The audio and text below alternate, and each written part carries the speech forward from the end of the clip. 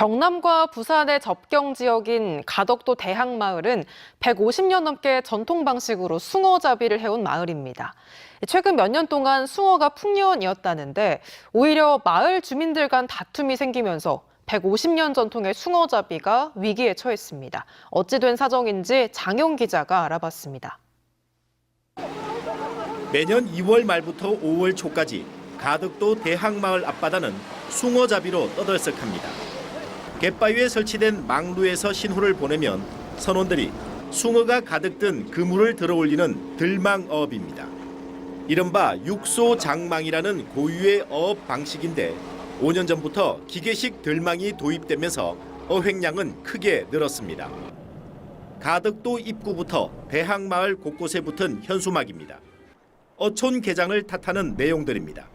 숭어 어획량이 늘면서 숭어를 전국에 유통해줄 업체를 선정하는 과정에서 갈등이 생긴 겁니다. 어촌 개장과 특정 유통업체의 유착 의혹을 지적한 어촌 개원 11명은 지난해 4월 어촌 개원 자격이 상실됐습니다.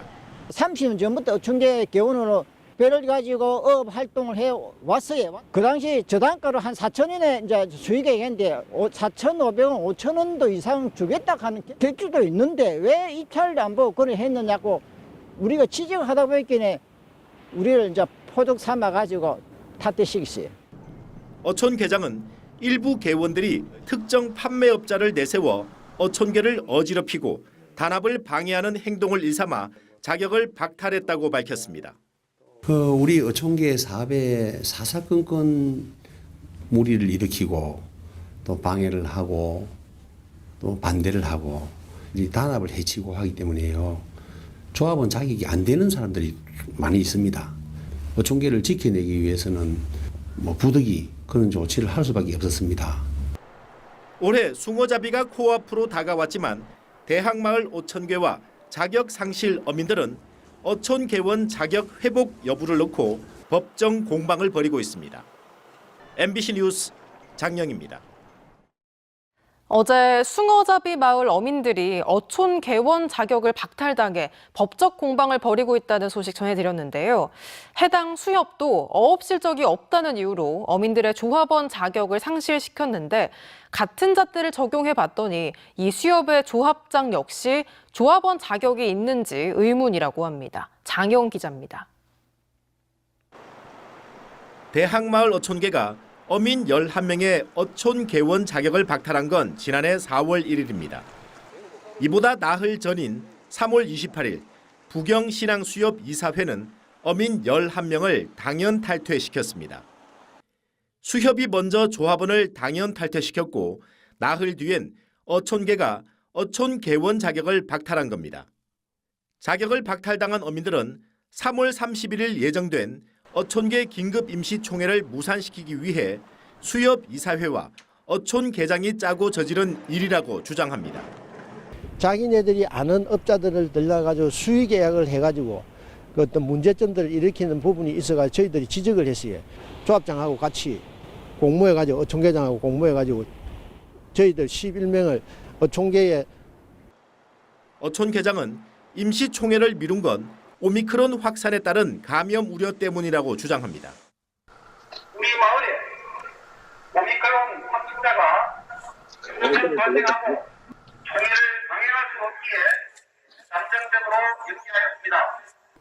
어촌계장은 또 공조하거나 가담하는 어민에게도 단호하게 대처하겠다고 말했습니다.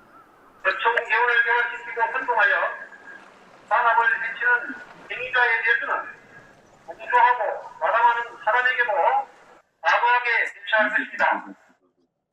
수협 이사회의 당연 탈퇴 결정이 어촌 개원 자격 박탈로 이어진 건데 어민 11명의 조합원 자격을 박탈한 이유와 처리 과정을 수협 조합장에게 물어봤습니다.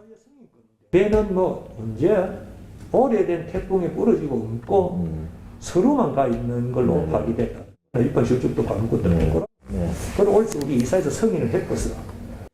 하지만 상급기관인 수협중앙회는 잘못된 조합원 당연 탈퇴 처분이라며 조합원 자격을 다시 부여하라고 지시했고 법원 역시 약 석 달 만에 조합원 자격을 인정하는 결정을 내렸습니다.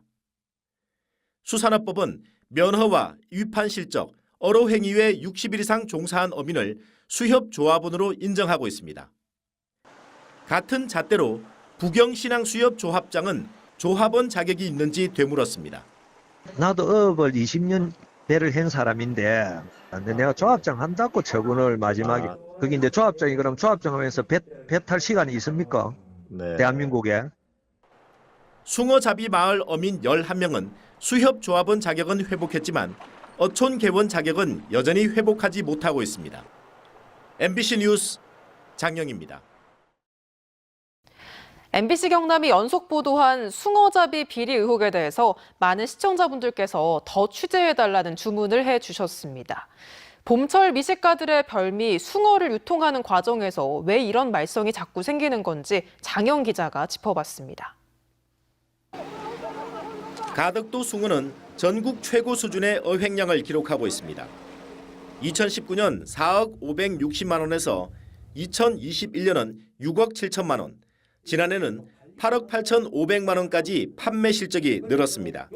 2020년 킬로그램당 2,300원이던 단가는 지난해 4,000원까지 치솟았습니다. 가덕도 숭어 판매권을 따내기 위해 수산물 유통업체들의 경쟁도 치열해지고 있습니다. 전국에 내로라 하는 수산물 유통업체들은 지난해 킬로그램당 4,500원에서 5,000원에다 수천만 원에 달하는 운반선 비용까지 부담하겠다고 제시했습니다. 하지만 막상 계약을 따낸 건 4,000원을 제시한 업체입니다. 더 높은 가격을 제시하고도 탈락한 업체들은 이해할 수 없다는 반응입니다. 5,000원도 넘게 줄 수 있다라고 얘기를 했는데 저희는 입찰에 떨어지고 나중에 알아보니까 4,000원 입찰해가지고 됐다 하니까 야 이건 좀 문제가 있지 않나. 어촌 계장은 한꺼번에 많은 물량을 유통할 수 있는 업체를 선정하다 보니 지난해와 같은 업체와 계약했다고 주장합니다. 한꺼번에 많이 잡는 어장입니다.